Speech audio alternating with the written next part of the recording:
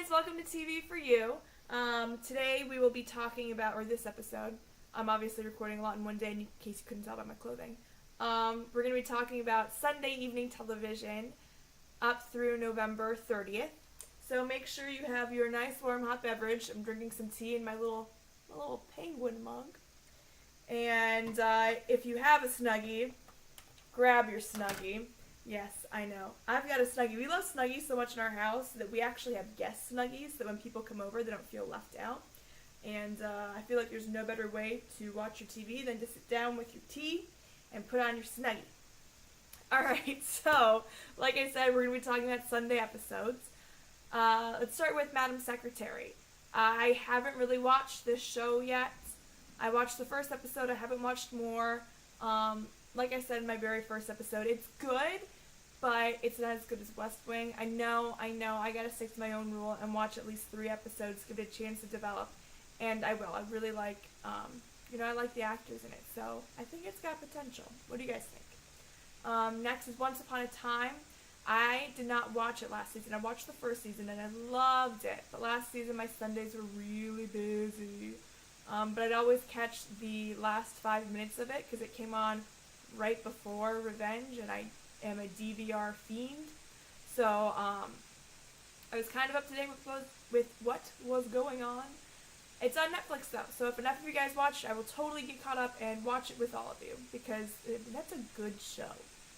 The Simpsons, I don't watch that every week, but when I do, I always laugh.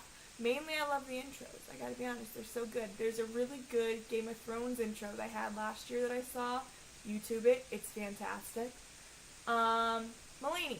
Are any of you guys watching Mulaney? I haven't watched it. I love Martin Short, so I'm tempted to try it out, but it kind of looks like it's trying too hard.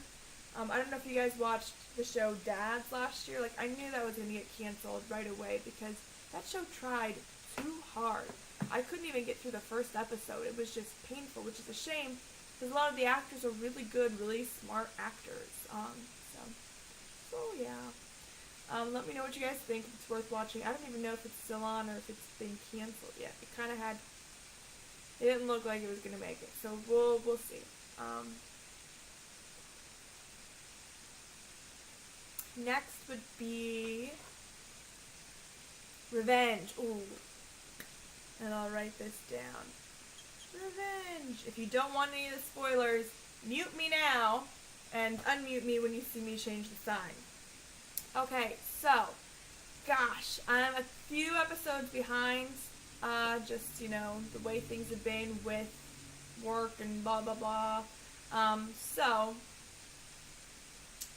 we can at least talk about last season and how it started the season. I think it's really interesting that for the first time this season, it didn't start with a flash forward to halfway through the season, which was really interesting. And also it had Victoria doing narrating.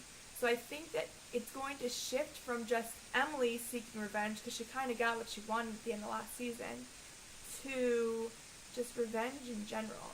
How they're all getting revenge on each other, and it'll be really interesting. I'm excited. I think they're doing a lot to keep the show alive and changing and growing. It was bittersweet when Conrad died at the end of last season. I don't mind though. I think it was good. I think they needed to move forward. And I like that they brought her dad back, because I think that that'll really provide a whole new avenue for the show to explore. I know it was kind of mixed emotions because it was like, well, he was dead. Should you really bring him back? But come on, this show is not realistic by any means, so why not bring him back? Right.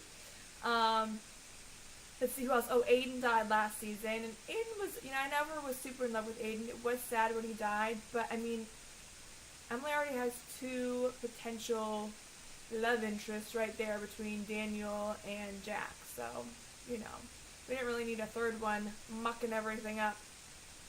So, and I'm really curious to see what's going to happen with Daniel now that her whole, Victoria and Charlotte and Daniel all know who she is.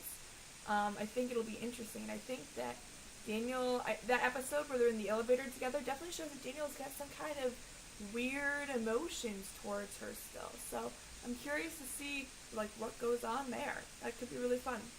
I don't know, what do you guys think? What do you think is going to happen this season? Where do you think it's going to go? Do you like the way they're kind of changing things up a bit, let me know. Let me wipe this off.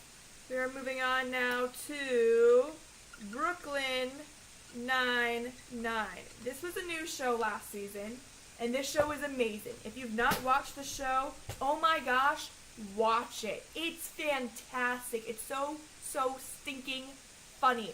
One of the best TV shows on right now.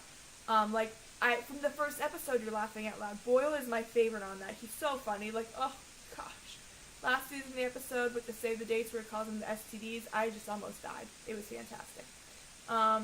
So watch it. I'm really curious to see what's going to happen between Jake and Amy. I don't really want them to get together yet. I like there's a little tension there for the future. But I'm glad they kind of addressed in this last episode, and I think they'll just let it go for a while, which would be good. It's something you want to maybe bring back around in a season or two, not this close in the beginning. But it's great. Love it, love it, love it.